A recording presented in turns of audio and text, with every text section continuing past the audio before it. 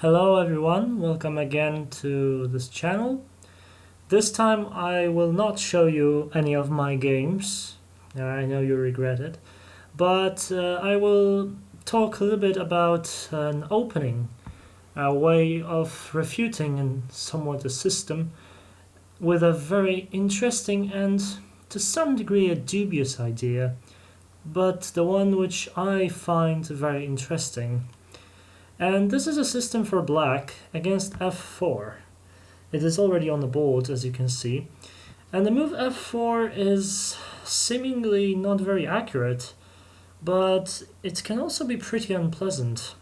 Since if you just play the normal moves that a random engine will give you, such as d5, and then let's say after knight f3, c5, your opponent will play something like e6, knight f6, d5, knight c6, c3, and you will say develop your bishop via g6. So they say play bishop d3, bishop g7, you castle, he castles, you castle. And this is the position of the Dutch stone wall defense, but with colors reversed and up a tempo for white. And these positions tend to be pretty okay for normally it's the black side, and white here is even more okay because he has the same position but he's up a tempo. And in general I don't like these Dutch positions, both the Stonewall and the classical Dutch. I will just briefly show you that it's not the only setup that they could possibly go for. Let's say after e6, knight f6, they don't go d5, instead they might go for something like, say, a bishop e2. Seemingly it's more of a calm of a line, but it's still pretty unpleasant. Let's say after e6 castles, they will sooner or later try to play this move e4, which will very much cause you a headache, and often with the moves queen e1 and queen h4, they might start a very dangerous attack. That is why, after the move f4, I found a very interesting system, which is known as, I don't really know what's the precise name, but it's related to the second world chess champion Emmanuel Lasker, who plays e5 against the bird defense, which of course you have to be aware that this move is slightly dubious, but it really might give you a win very quickly. More often than not, white will take on e5. This is the best way. Simply, you accept the gambit in order to refute it. If they play any other move, like let's say e4, then you are just in the king's gambit and you take the pawn, and well, that's the whole new opening to learn. I'm not going to discuss this today. They will also might sometimes play knight f3, but that's very dubious. You just go e4, and after knight d4 you actually get an Alekhine defense with colors reversed and the inclusion of the move f4, which is actually weakening, and you just play this like an Alekhine defense, but white really needs to be careful because this queen h4 move might sometimes be painful since this king is exposed. That's why they will just take it. And now you play d6. And this is a true pawn sacrifice. They can now take on d6. Sometimes they will not do that. Very often they will play knight to f3. But then it's no problem. You actually will transpose to the same line. After d takes c5, knight takes e5. You just play bishop d6. And they should retreat, but might play d4, and then we just play a very calm endgame in which we achieve by taking the knight, exchanging queens. Now white does not have castling rights anymore. Knight c6, simply attacking this pawn. Now bishop f4 defends it, but there is really no worry. You will get this pawn back really quickly. You just play knight e7. Say you want to go to g6 to win that pawn. They just develop, bishop e6, king c1. King c1 is the best move. You're just aiming to get this rook into the game, and you are also sidestepping from the d file. After knight g6, say g3 is played, and you just take the pawn. And in here you're not down any material, you have castling rights, and you really stand very well. That is why they will usually take, because, well, going back to this line, if they play knight f3, you take, they take, bishop d6, that's why they shouldn't really play d4, and they should go back, which will transpose directly to the line in which they take on d6. I'll just show that. So they take on d6, you take, and they play knight f3, and this is the exact same position as before. And now, really, this position is not dubious at all. You really have a big compensation because this king is weakened due to this diagonal, and you have a lead in development. You have already your piece developed, and it's your turn to move. But the following move is the one which is considered dubious, but is also very dangerous, and it scores very well. g5. Now, this is a very aggressive move, which has a very simple idea, because let's just imagine in this position that, well, it would be pretty good if, let's say, okay, we play g4, and let's say they just play some stupid move like a3. Then we just play g4, and after, say, the knight moves somewhere, then we go queen h4. And we exploit the fact that this king has nowhere to go.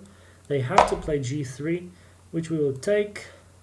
Or actually here it's very nice, you can take with the queen. After it's taken, bishop g3 is a mate. So you see how dangerous this position really is. That this knight actually holds everything together. And with this g5 move, we are really threatening this king. We are very serious here. That is why they have tried many moves. And while playing this variation in the internet, I really very often came across this move, h3, which is a blunder. But very, very many people play it, and I caught so many people simply falling for this trap. In here, it's just mate in 1 after bishop to g3, and the game ends right here at move 5 with the bishop. Pretty embarrassing for white, surely. So don't play h3 in this position.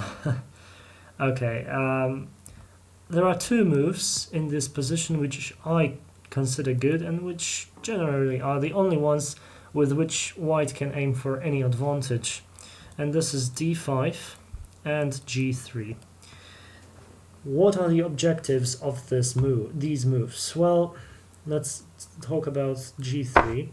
Well, g3 simply blocks this diagonal. So even if I play this move, g5 now, the move, let's say I'll play knight h4, and there is no queen h5 to kill this king. So this is just the main objective of g3.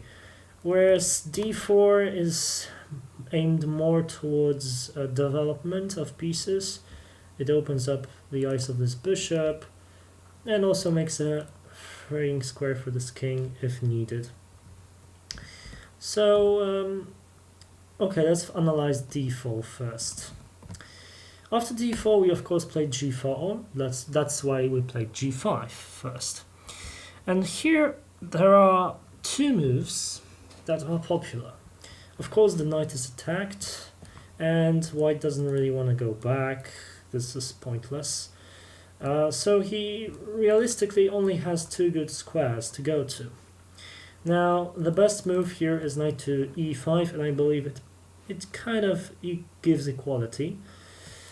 But the move knight to g5 is played very frequently, and it's not very correct. Let's see why. Knight g5 is actually a sort of a blunder. As you can see, this knight is pretty restricted. it does not have a lot of places to go. These all squares that I marked with green color are squares which are guarded by the black pieces, and the white knight cannot come there. That means that in this position there is only one square the knight can go to in the future, and that's the square of e4. So in here we simply play f5, and now the knight is trapped, and we can attack it. If, let's say, white plays something stupid like a3, we just play h6, and oops, the knight is trapped, and we win a piece. Of course, this is not a winning position for black just yet. White has this e4 move, which kind of aims to stop our idea. But we still play h6 regardless, but now they play e5. So they say, okay, you take our knight, we take your bishop. That's fine. We go bishop to e7, sorry. And we attack this knight again. Now, it still has nowhere to move, and the best move according to my engine is knight to e4, after which you just take it.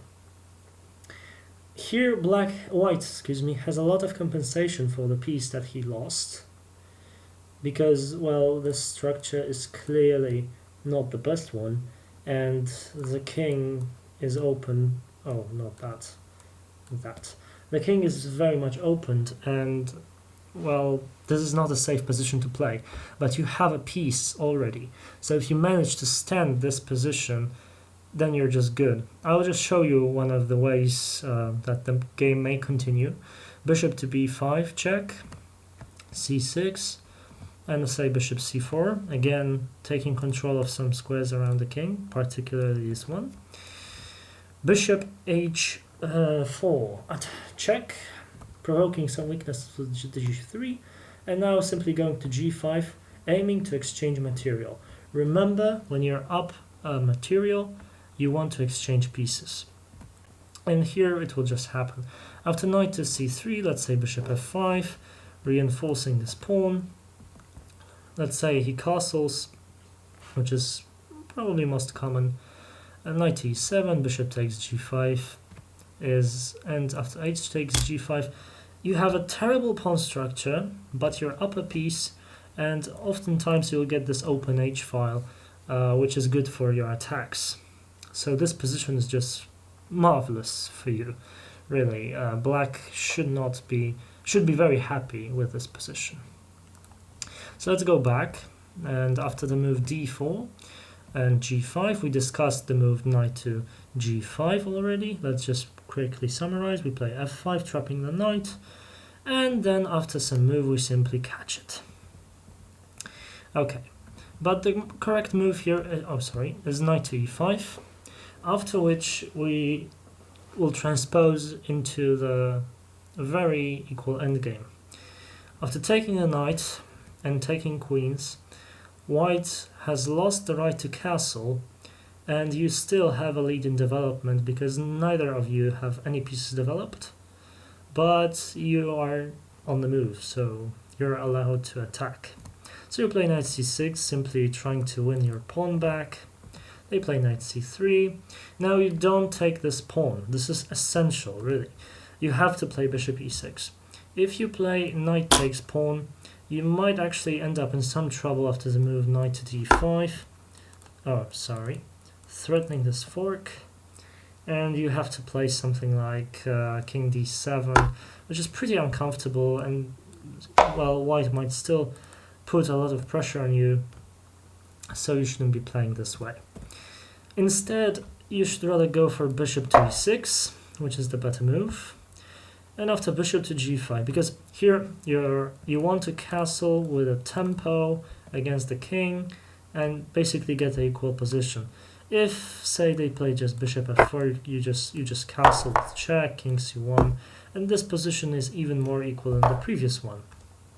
You achieved complete equality, you have your pieces developed, you have some weakness, okay, and you're down a pawn, but you'll win this pawn eventually. These pawns are isolated and doubled, so they are easy targets. That is why after bishop e6 they will usually try bishop g5 in order to prevent you from castling. You see now castling is impossible. Here you play a6 to prevent the move knight b5.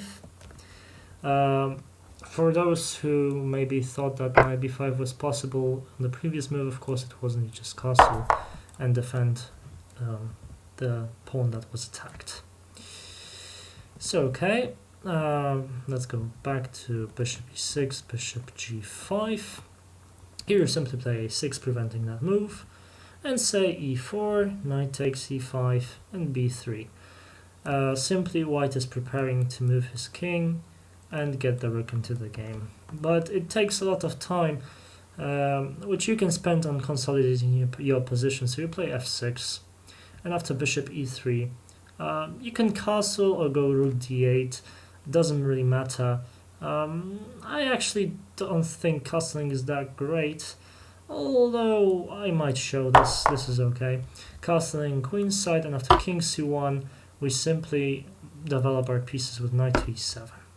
And say king b2, and knight to c6, rook e1, rook d1, excuse me, rook takes d1, knight takes d1, rook d8, and knight c3. Here, white is up a pawn, or is he?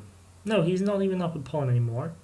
And you are the one who has more active pieces, because these guys have not yet been developed just yet.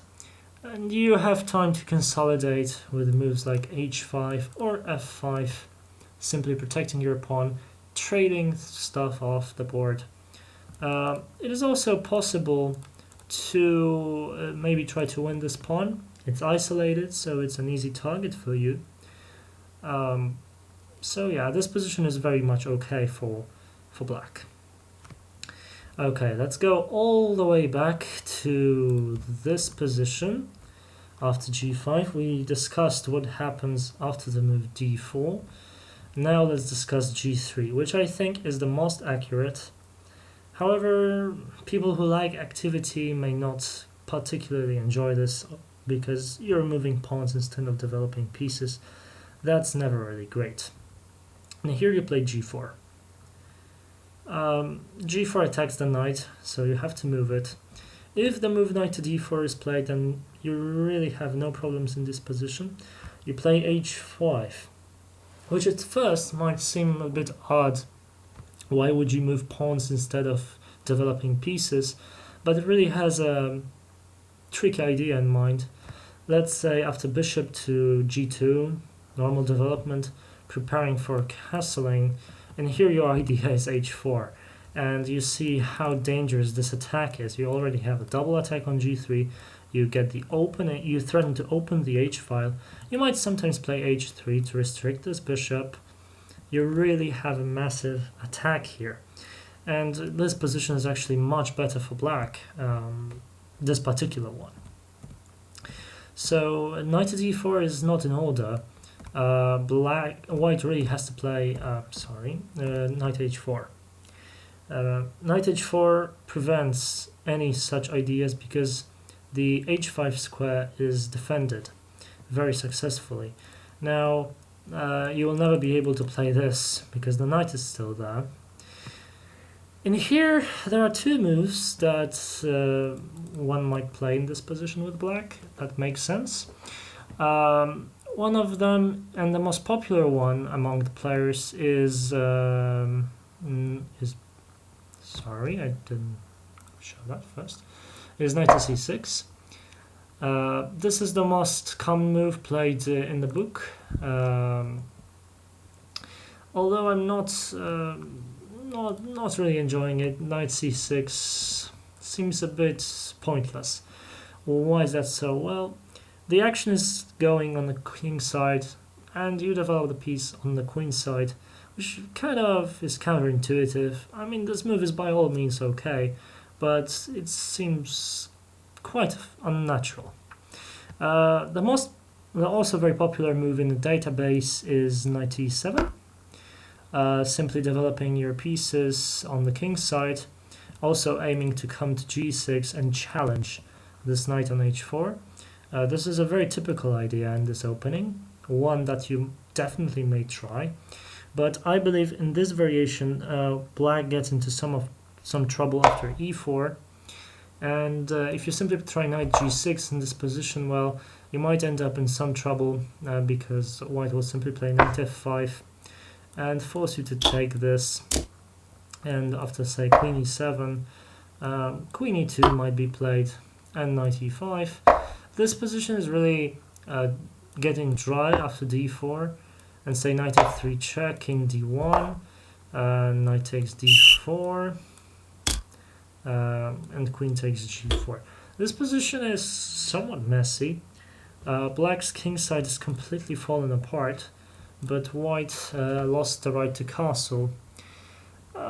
This position is surely playable, and there is nothing wrong to it, but it's not really preferable over the one that I would like to show you. But this idea is, of course, pretty accurate. The idea I want to mention is bishop e7, which is a bit more direct, because here you simply make a move with tempo. You're threatening to win a pawn on h4 by simply taking twice on that square, and you force the knight all the way back to g2. Well, you see, this position seems, again, pretty dull, but still you go for h5. And again, h4 ideas are there. This is very uncomfortable for white, and white will often try a lot to prevent these ideas. They will maybe even play h5 in some variations, h4 in some variations, maybe not here particularly. And here the best move is d4, after which you just play h4, and they have to play bishop f4, simply guarding this pawn. And after h takes g3, bishop takes g3. Here, well, there are many lines that I consider to be okay. Not c6, I meant c5. This surely is okay. After d5, though, white gets some activity. So it depends on what kind of position you like, because here the position is somewhat more dynamic. You got the open h file. You can easily get your bishops to active positions to, not that way, to attack the queen side. You can quickly go castle queen side. So really, this position is very dynamic, but white is more solid. White is solid here, but you're very dynamic. In the different variation that I've shown with knight to e7, with this idea of going to g3, after e4 you can just go to here, and then after this whole crazy stuff happens, here it's somewhat different. You have a lot of weaknesses on your king side, and your position maybe isn't so dynamic due to these weaknesses that they might soon attack. The computer prefers this position over the one that I've shown previously, and I can understand that. White king has already moved and will not be able to castle, so it simply depends on your preparations. I would also like to mention in this variation, in this particular one, after knight g3, before the knight g3 move, g6 move, they might also try d4. d4 is also a popular move, but here you just play knight g6, and after knight g2 really is not a problem, and here you would simply play h5 and really have absolutely no problem in these positions. Again, the idea is h4, the idea that comes about all the time in these variations. If they decide to take on g6, you always take with the h pawn. You seek that activity. You have your rook on an open file, already threatening many things. And if they aren't patient, they simply play knight c3, and you just take the pawn, and the pin is there on the rook. So you really win a lot on the beginner level with such tactics. So this opening is really aggressive and useful. So again, I will just briefly summarize this opening. here we go e5. I explained why white should take all our pawns that we offer, and after knight f3, after we go g5, I explained that after possibly d4 we want to play g4, and here I explained that knight g5 is a mistake because we simply trap the knight has nowhere to go, all these squares are covered. And in here, after knight e5, we simply trade down to an endgame in which we should get a complete equality very, very quickly. In this particular position, I think the position is equal in this particular endgame. Now let's go back. Okay. In here, I said g3 is the best, after which I recommend you to go g4, and after knight h4, we play either bishop e7 or knight e7, depending on which one you prefer. Knight e7 is to my mind a very okay move, bishop e7 as well. You can play both with great success. After the move d4 here, you simply go for this exchange of knights and for the open h file. And if your opponent plays e4, you still go knight g6, and here if they go knight f5, because that's why they play e4, you simply take that knight off and then play queen e7 check. They might choose to play different moves. Queen e2 is the most played move here, but here we play knight e5 and follow up with knight f3. If they try something else, I didn't mention that. If they try king f2, then we simply go queen f6 and exploit a pin on this king. Still, we are taking advantage of our opponent's weaknesses that he made already with his first move, moving the f-pawn. Now he moved the king, so we again pin it.